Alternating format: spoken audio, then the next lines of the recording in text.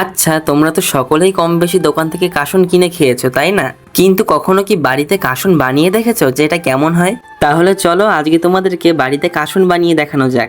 একই সাথে আমি তোমাদেরকে এটাও জানিয়ে দেবো যে দোকানের কাসুনটা বেশি ভালো হয় নাকি আমার বাড়িতে বানানো কাসুনটা বেশি ভালো হয়েছে। তাহলে চলো পুরো প্রসেসটা প্রথম থেকে শুরু করা যাক। সবার প্রথম তোমরা যতটা পরিমাণ কাসুন তৈরি করবে ততটা পরিমাণ জল ভালোভাবে গরম করে নেবে। এরপরে তোমরা সর্ষেগুলোকে ভালোভাবে খোসা শুদ্ধ গুঁড়ো করে নেবে। তোমরা যেমন দেখতেই পারছো আমি এখানটায় কিন্তু মিক্সিংয়ে ভালোভাবে সর্ষেগুলোকে গুঁড়ো করে নিয়েছি।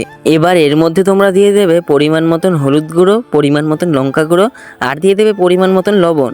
এইখানটায় ধরো আমাদের কাসুন 17% মতো তৈরি হয়ে গিয়েছে। চলো এবার বাকি প্রসেসটা রেডি করা যাক। এই সমস্ত উপকরণগুলোকে এবার ভালো মতো মিশিয়ে নিতে হবে। এবার আগে থেকেই গরম করে রাখা জলের মধ্যে এগুলো আস্তে আস্তে দিয়ে দিতে হবে।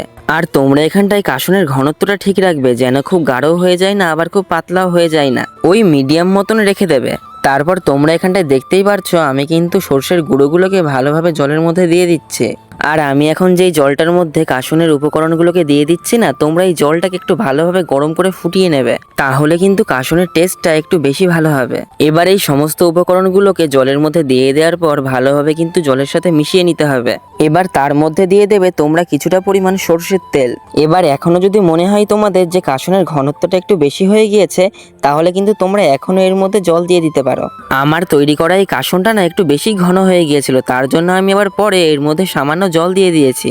আর তোমরা এটাকে ভালো করে মিশিয়ে নেওয়ার পর এই 2 থেকে 3 ঘন্টা মতো ভালোভাবে রোদে দিয়ে নেবে। এবার বোতলের মধ্যে ভরে দিলেই হয়ে গেল আমাদের বাড়িতে তৈরি করা কাসুন।